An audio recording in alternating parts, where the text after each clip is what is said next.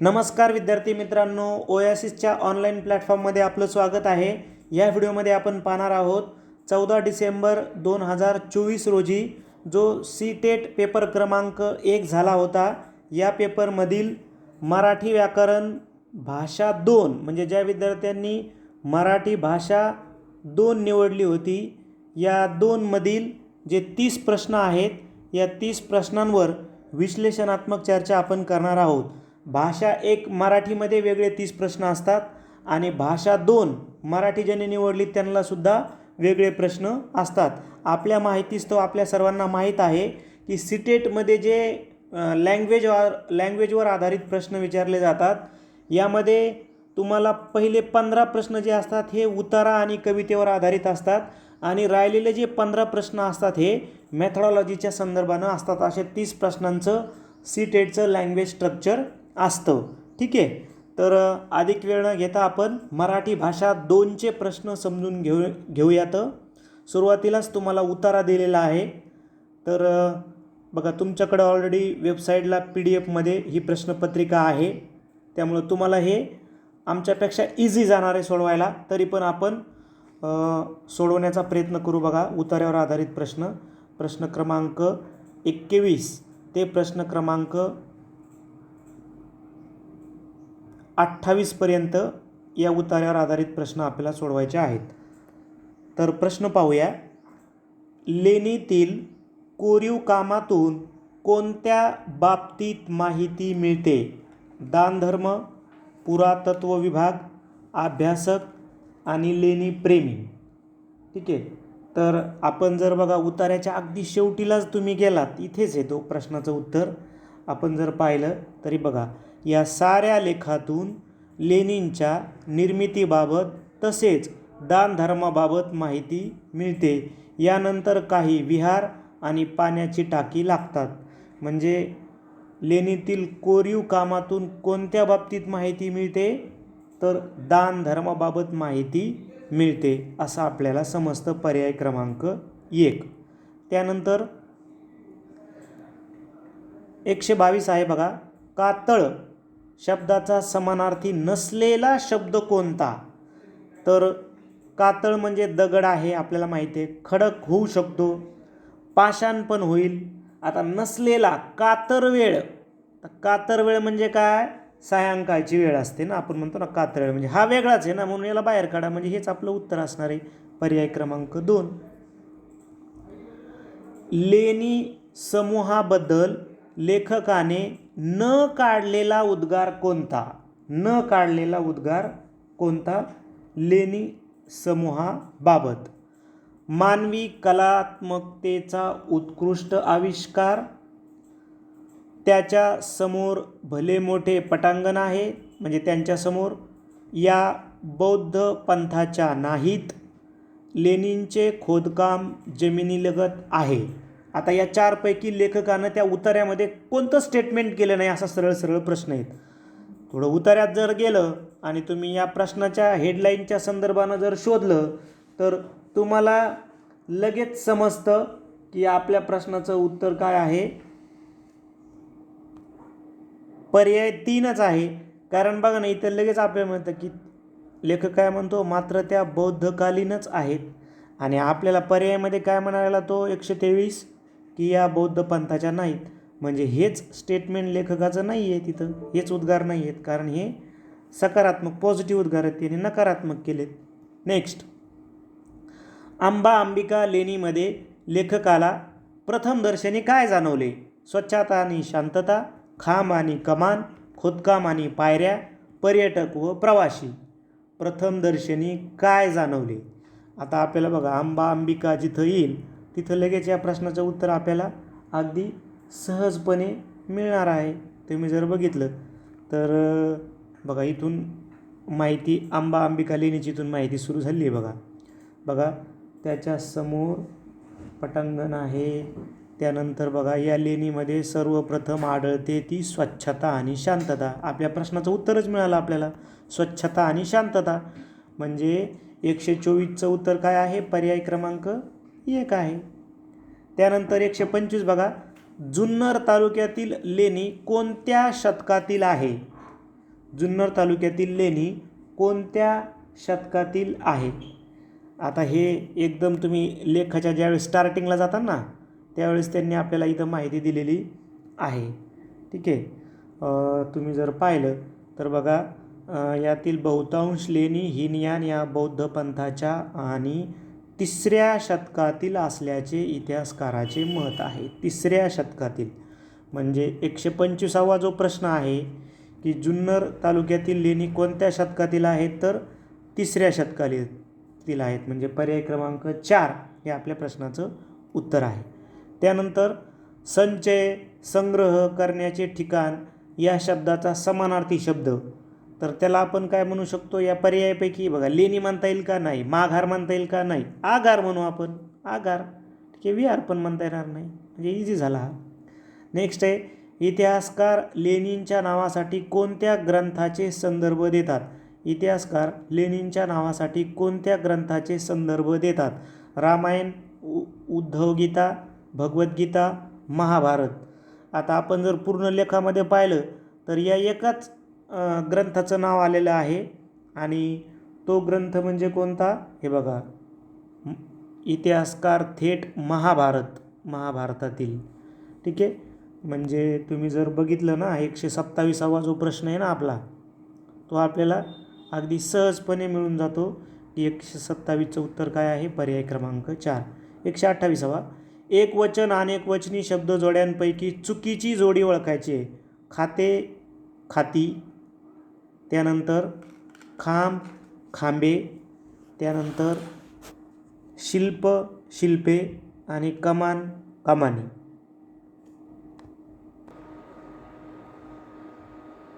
आता इथे आपल्याला वचनाचे नियम माहीत पाहिजे होते, बरोबर आहे. म्हणजे चुकीची जोडी म्हणतोय ना, तर चुकीची जोडी आहे खांब, खांबे. कारण पुल्लिंगी आकारांत नामे दोन्ही वचनामध्ये सारखीच असतात. जसं खांब, खांबे, देव, देव, दगड, दगड. पुल्लिंगी आकारांत नामे दोन्ही वचनामध्ये सारखीच असतात. हा नियम जर माहीत असता तर आपण हे उत्तर शोधू शकलो. किंवा मग आपल्याला याचा प्रत्येकाचा नियम पाहिजे. जसं कमान, कमानी. मग आता कमान, कमानी म्हणलं तर आकारांत स्त्रीलिंगी नामे इकारांत होतात. म्हणजे जसं कमान, कमानी, वात, वाती, पाल, पाली आणि शिल्प, शिल्पे. तर हे पण बरोबर आहे, शिल्प, शिल्पे बरोबर आहे. कारण अकारांत नपुसकलिंगी नामे एकारांत होतात. म्हणजे फूल, फुले, घर, घरे. तसं शिल्प, शिल्पे. खाते, खाती हे पण बरोबर आहे, म्हणजे बरोबर झालेले वचन. कारण खाते म्हणल्यावर काय? एकारांत नपुसकलिंगी नामे इकारांत होतात. म्हणजे गाणे, गाणी, खाते, खाती.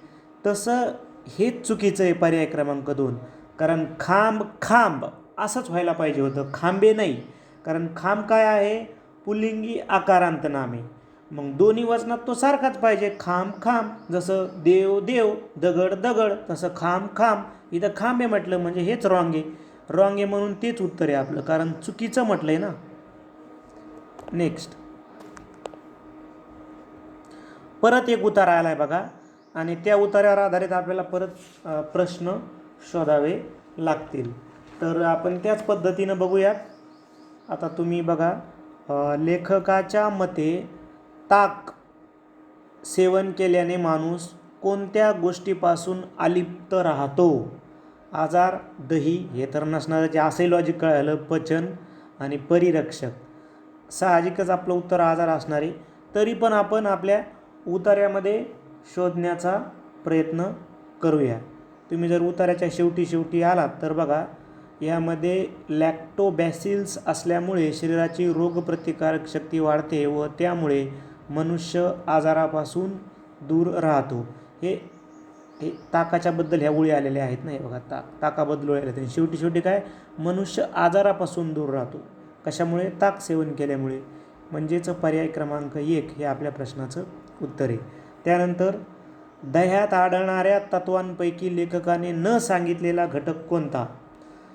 तर खनिजे, प्रथिने, जीवनसत्वे हे तर सांगितलेलेच आहे.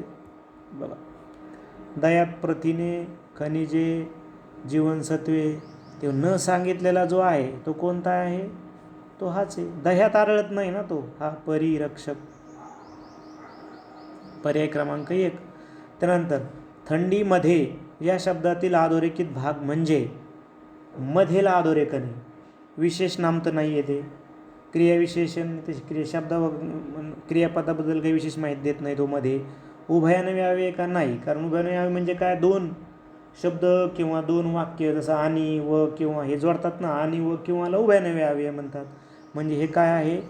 शब्दयोगी अव्यय आहे. शब्दाला जोडून येऊन वाक्यातील इतर शब्दासोबत सहसंबंध दाखवतो. ठीक आहे. आता इथं वाक्य पूर्ण दिले नाही, पण आपल्याला कळतं की शब्दाला जोडून आलेला आहे कोण? मध्ये, थंडी या शब्दाला. म्हणजेच मध्ये काय आहे? शब्दयोगी अव्यय असणार आहे. त्यानंतर सर्दी, खोकला असे अनेक आजार होतात.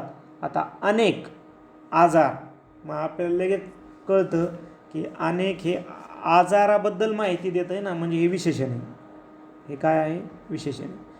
लेखकाच्या मते लवकर पचणारा घटक कोणता? लेखकाच्या मते लवकर पचणारा घटक कोणता?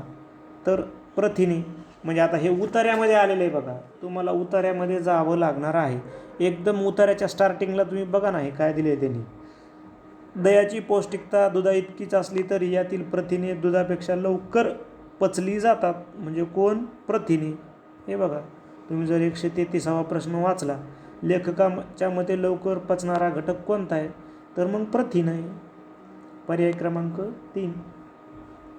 त्यानंतर पुढीलपैकी सामान्य नाम नसलेला पर्याय शोधा म्हणते. ते नसलेला पर्याय शोधायचा आहे. सामान्य नाम: जीव, ताक, जंतू, मनुष्य. तर सामान्य नाम नसलेला पर्याय ना, तर याच्यामध्ये ताक हा सामान्य नाम नसलेला पर्याय असणार आहे. कारण जीव, जंतू, मनुष्य हे सगळे गटाचे प्रतिनिधित्व करतात. म्हणजे ती सामान्य नाम आहेत ना हे. ठीक आहे, हे सामान्य नाम नाही. ताक जे आहे हे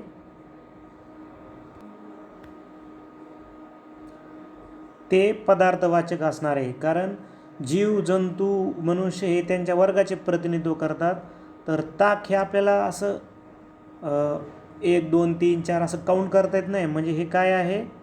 पदार्थवाचक नाम आहे. ठीक आहे, म्हणून पर्याय क्रमांक 2 हे उत्तर असणार आहे. त्यानंतर ताकामुळे कोणती गोष्ट होत नाही? अन्नरुची, त्वचा स्निग्धता, स्रोतोरोध आणि रोगप्रतिकार. आता ताकामुळे कोणती गोष्ट होत नाही म्हटलं आहे ना, म्हणजे हे कुठं येणार आहे? आपल्याला पॅरेग्राफमध्येच येणार आहे. तुम्ही जर शेवटी पाहिलं तर बघा, ताक हे पातळ असल्यामुळे स्रोतोरोध निर्माण होत नाही. म्हणजेच पर्याय क्रमांक 135चं जे उत्तर आहे ते काय आहे?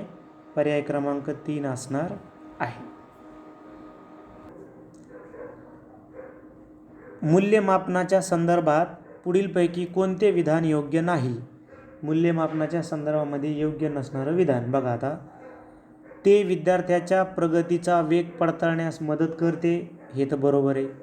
ते फक्त शिक्षक करू शकतात असं नाही म्हणता येणार आपल्याला, की मूल्यमापन आपला सहकारी करू शकतो. बरोबर आहे का? म्हणजे मित्र किंवा स्वतः देखील आपण स्वयंमूल्यांकन करू शकतो. म्हणून दुसरं काही बरोबर येत नाही. मात्र बघा, ते विद्यार्थ्याच्या प्रगतीचे समग्र चित्र उपस्थित करते का? हो. ते विद्यार्थ्याच्या प्रगतीचे ठोस पुरावे सादर करते का? हो. 1, 3 आणि 4 बरोबर आहे. 2 मात्र त्याच्या संदर्भानं योग्य नाही. म्हणून पर्याय 2 हेच आपलं उत्तर आहे. कारण आपल्याला योग्य नाही म्हटले ना, मग 2च योग्य नाही. नेक्स्ट, शिक्षणातील उणिवा लक्षात घेण्यासाठी चुकांचे विश्लेषण महत्त्वाचे असते. त्याचं कारण काय? तर बघा, चुका या विद्यार्थ्याच्या आकलन शक्तीच्या उणिवांचा संकेत आहे. आता शिक्षणातील उणिवा लक्षात घेण्यासाठी म्हणलं आहे ना, चुकांचं विश्लेषण. चुका या विद्यार्थ्याच्या आकलन शक्तीच्या उणिवांचा संकेत आहे का? नाही, काहीतरी वेगळंच सांगितलं त्यांनी. चुकांच्या माध्यमातून संकल्पनात्मक विकास आणि अभिप्रेरण निदर्शनास येते. नाही, संकल्पनात्मक विकास चुकाच्या माध्यमातून कसा होईल? बहुतांश चुका या विद्यार्थ्याच्या आडमुठेपणामुळे होतात का? असं नाही म्हणता येणार. चुका म्हणजे विद्यार्थ्यांची बौद्धिक कुवत आणि त्यांची शैक्षणिक अवस्था जाणून घेण्याचे साधन. हां, विद्यार्थ्यांची बौद्धिक कुवत कळू शकते मात्र, म्हणून 4 हेच आहे. नेक्स्ट बघा, स्टीफन क्रोशनच्या नियंत्रित कल्पना सिद्धांतच्या संदर्भात कोणते विधान योग्य नाही. म्हणजे आपल्याला काय प्रॉपर जो मॉनिटर हायपोथेसिस आहे क्राशेनची ती आपल्याला माहीत पाहिजे होती. आता याचा जर आपण संदर्भ घेतला तर ते काय म्हणतात की च्या संदर्भाने नाही, म्हणजे मॉनिटर हायपोथेसिसच्या संदर्भानं कोणतं विधान नाही. आता मॉनिटर हायपोथेसिसमध्ये मुख्य काय थीम आहे, आपण भाषेचे जे नियम जाणून बुजून शिकतो त्यांचा उपयोग अजाणतेपणे आत्मसात केलेल्या भाषेच्या उत्पादनात संपादन करण्यासाठी होतो. म्हणजे मॉनिटर एक संपादक म्हणून काम पाहतं, असं थोडक्यामध्ये त्या मॉनिटर हायपोथेसिसची थीम आहे. मग आता काय संदर्भ येणार नाही, काय शिकले आहे हे पाहण्यासाठी काय आत्मसात केले याचा उपयोग होतो हेच येणार नाही का.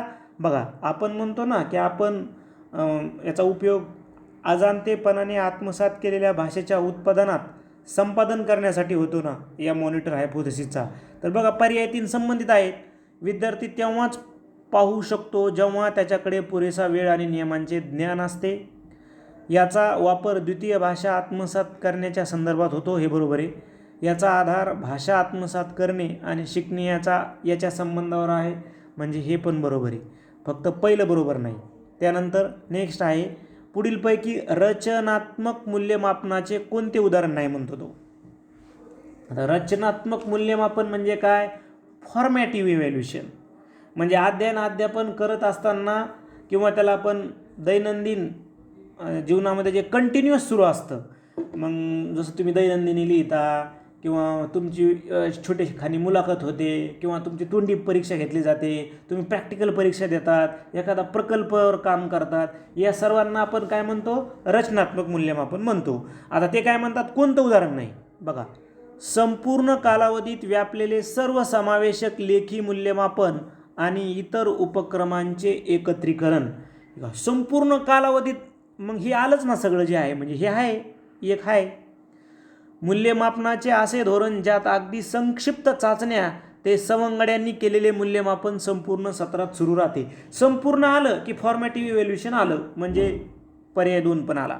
3, संपूर्ण सत्रात तोंडी आणि लेखी कार्य, भूमिका, अभिनय इत्यादीची सुरू असलेली मालिका. संपूर्ण सत्र म्हणलं की आलं ते. आता बघा, चौथा काय म्हणतो, सत्राच्या शेवटी सत्रांत पेपर. सत्राच्या शेवटी आलं की ते झालं संकलनात्मक मूल्यमापन किंवा अंतिम मूल्यमापन. आपल्याला माहिती आहे की समेटिव्ह इव्हॅल्युएशन जे आहे हे अध्यापन संपल्यानंतर श्रेणी किंवा बढती देण्यासाठी केलं जातं, म्हणजे एकदम शेवटी दिलं जातं. त्याला साकारिक मूल्यमापन सुद्धा आपण म्हणतो, जे सत्राच्या शेवटी केलं जातं. मग रचनात्मक मूल्यमापन कोणतं नाही, तर पर्याय क्रमांक 4 वालं नाही, म्हणून तेच उत्तर आहे आपलं, पर्याय क्रमांक 4. प्रारंभिक अवस्थेचा वाचक जेव्हा विशिष्ट मजकुरातील अर्थ लावताना आणि त्यातील आशय सांस्कृतिक संदर्भ समजून घेण्यासाठी स्वतःच्या सामान्य ज्ञानाचा वापर करतो तर त्याला डॅश डॅश असं म्हणतात. आता आपल्याला माहिती आहे की 2 महत्त्वाच्या पद्धती आहेत इथं दिलेल्या आहेत. 2 महत्त्वाच्या पद्धती आहेत. तो काय म्हणतोय बघा, एकदा प्रश्न परत वाचून घ्या की प्रारंभिक अवस्थेचा वाचक म्हणजे जे बालक आहेत, हे सुरुवातीला बालक वाचक जेव्हा विशिष्ट मजकुरातील अर्थ लावताना त्यातील आशय सांस्कृतिक संदर्भ समजून घेण्यासाठी स्वतःच्या ज्ञानाचा वापर करतो तर त्याला काय म्हणतात, तर त्याला म्हणतात अधोगामी पद्धती, टॉप डाऊन ॲप्रोच असं म्हटलं जातं. Top down approach. आता तुम्ही जर कट मेथडनं गेला तर टॉप अप पद्धती हा ॲप्रोचच नाही आहे वाचनाचा, हा दृष्टिकोनच नाही आहे. ठीक आहे. बॉटम डाऊन पद्धती म्हणजे बॉटम डाऊन ॲप्रोच हा नाही आहे. हां, बॉटम अप ॲप्रोच आहे, ज्याला मराठीमध्ये ऊर्ध्वगामी पद्धती म्हणतात. आता ऊर्ध्वगामी पद्धती म्हणजे काय, या पद्धतीमध्ये वाचक मजकुराच्या लहान भागाकडून सुरुवात करतो आणि हळूहळू मग मोठ्या भागाकडे आणि मग अर्थाकडे जातो. म्हणजे सुरुवातीला बालक अक्षर शिकल, मग शब्द शिकल आणि मग वाक्य शिकल, बरोबर आहे का. मग हा कोणता ॲप्रोच आहे, बॉटम अप ॲप्रोच म्हणजे ऊर्ध्वगामी पद्धती. आणि प्रश्नात काय दिलेली आहे? टॉप अप ॲप्रोच, ज्याला टॉप डाऊन ॲप्रोच, जी अधोगामी पद्धती आहे. म्हणजे पर्याय क्रमांक 3 हे आपल्या प्रश्नाचं उत्तर आहे.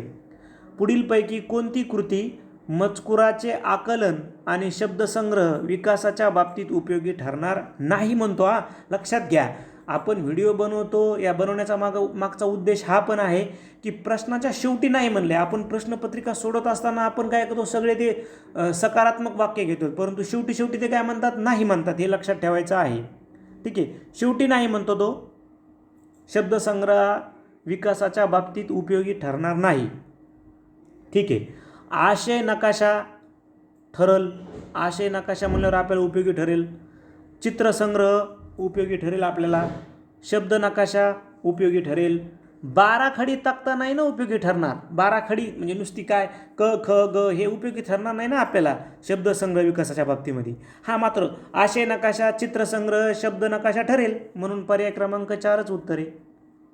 त्यानंतर महत्त्वाच्या 2 मूल्यमापनाच्या संदर्भात पुढीलपैकी कोणते विधान योग्य आहे?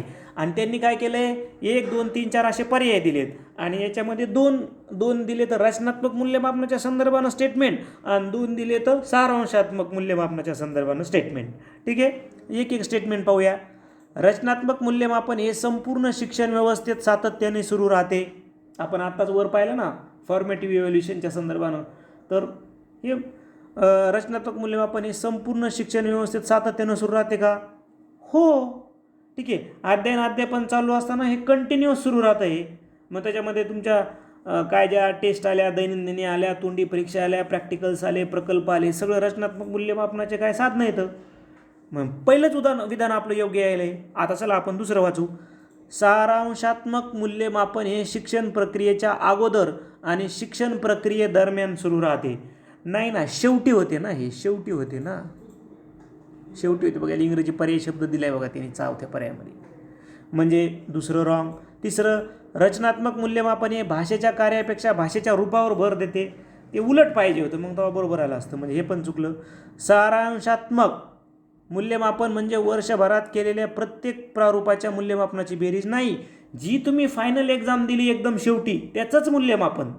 ठीक आहे, म्हणजे चौथं पण चुकलं. म्हणजे पर्याय क्रमांक 1 हेच आपल्या प्रश्नाचं इथं उत्तर असणार आहे. त्यानंतर समावेशी वर्गाची रचना करताना पुढीलपैकी कोणता घटक उपयोगी ठरणार नाही? समावेशी वर्ग. आता मेन थीम प्रश्नामधला जो समावेशी वर्ग आहे तो आपल्याला माहीत पाहिजे. समावेशी वर्ग म्हणजे काय? असा वर्ग जिथे प्रत्येक विद्यार्थ्याच्या म्हणजे सामान्य गरजा असलेली मुलं असतील, भिन्न भाषिक मुलं असतील, त्यांच्या गरजा पूर्ण करण्यासाठी आणि त्यांना समान शिक्षणाची संधी देण्यासाठी शिकविण्याच्या पद्धती, रचना आणि धोरणं लवचिक ठेवल्या जातात.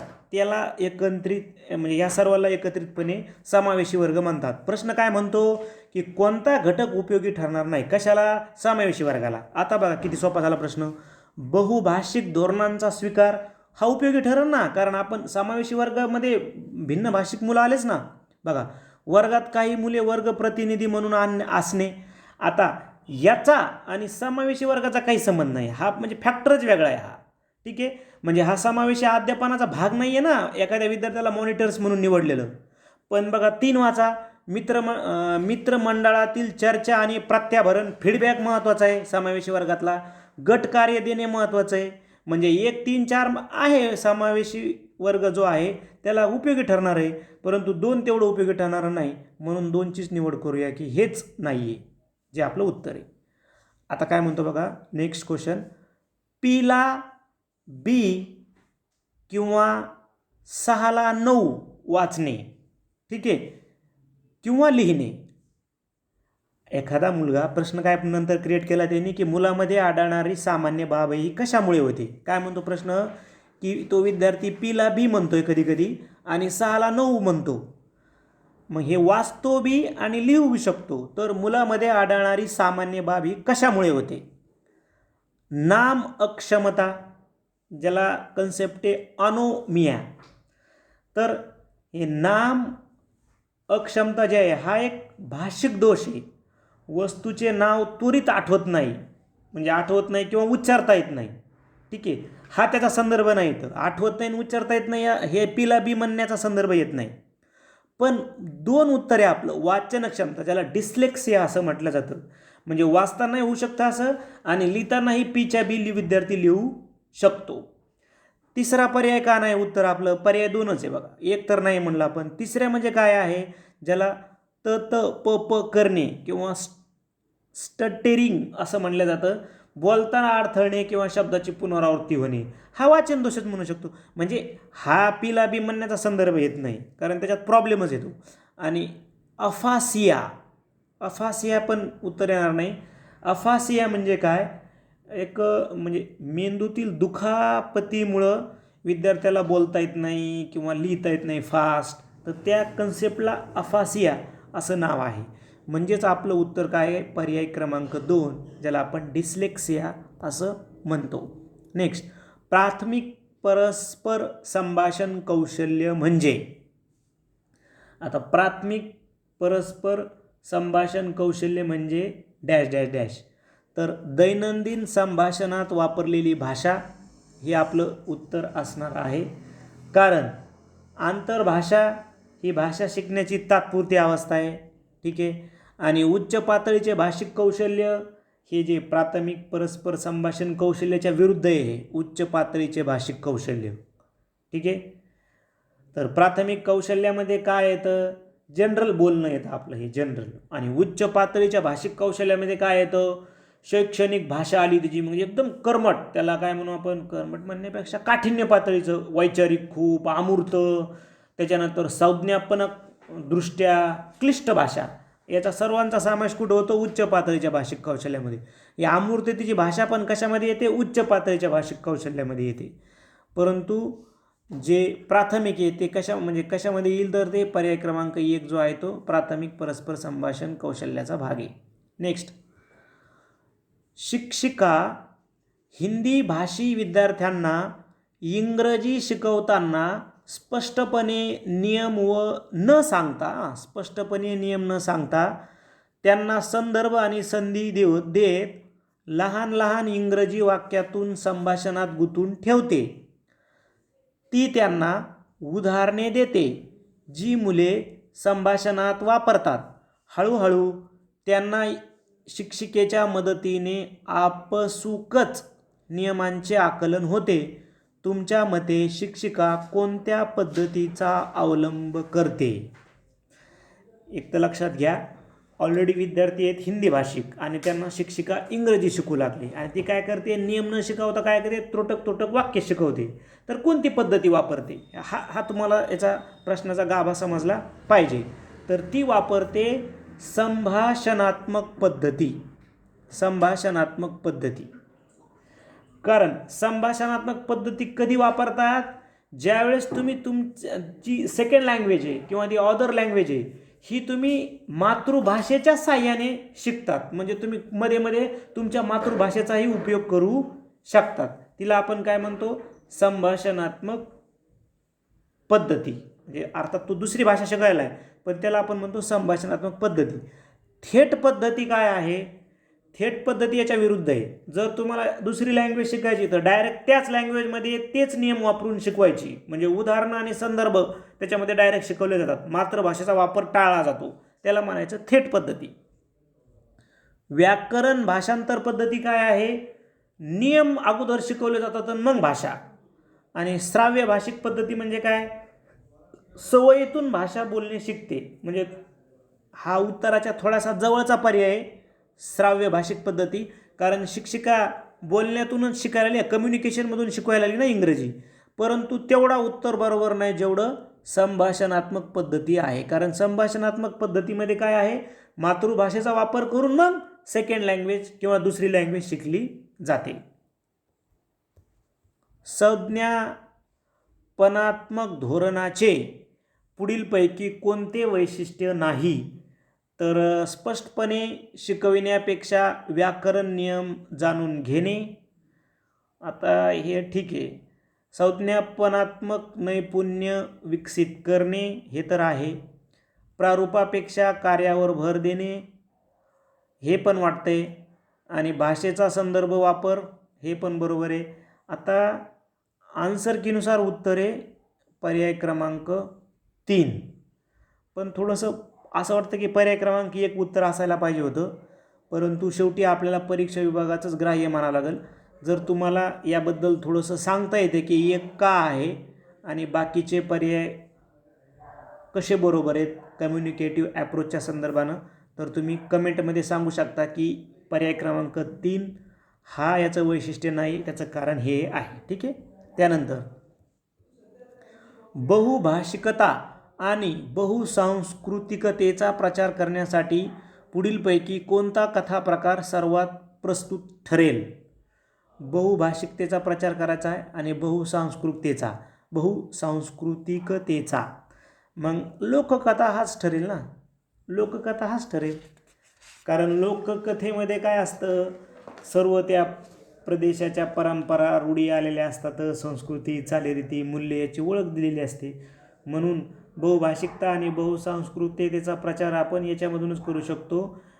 विज्ञान कथापेक्षा आणि काल्पनिक कथा आणि आत्मकथेपेक्षा. आत्मकथा तर हे फार वैयक्तिकच झालं ना, म्हणून लोककथा उत्तर हेच घेणं आपल्याला अपेक्षित आहे.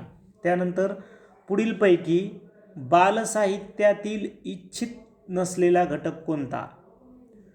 मोठ्या आकाराची अक्षरे आणि परिचित शब्द हे गरजेचं आहे. आकर्षक चित्रे गरजेचं आहे बालसाहित्याचे. प्राणी पात्र गरजेचं आहे.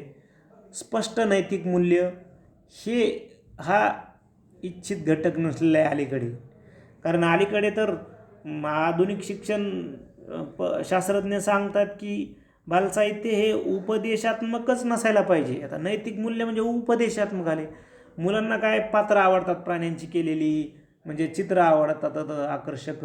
त्याच्यानंतर मोठ्या आकाराची अक्षरे मुलांना स्पष्ट दिसतात. म्हणजे पर्याय क्रमांक 4 हाच नसलेला घटक असणारे 1, 2, 3 हा आहेत.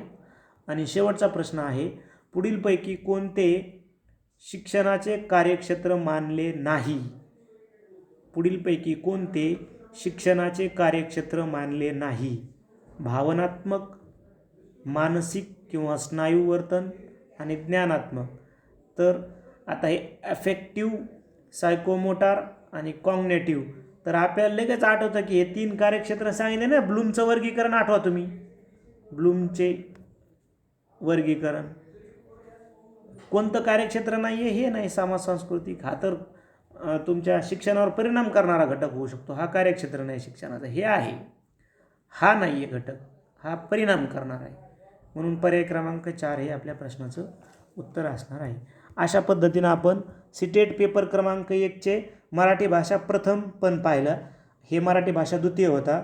आता आपण सीटेट 2चे अजून 2 व्हिडिओ, म्हणजे 2 4 व्हिडिओ बघू. कारण सीटेट 2 झाल्या होत्या मागच्या वेळेस 2 दिवस, म्हणून आपल्याकडे ते 4 व्हिडिओ आपण नंतर राहिल्यावर बनवून घेऊया. धन्यवाद.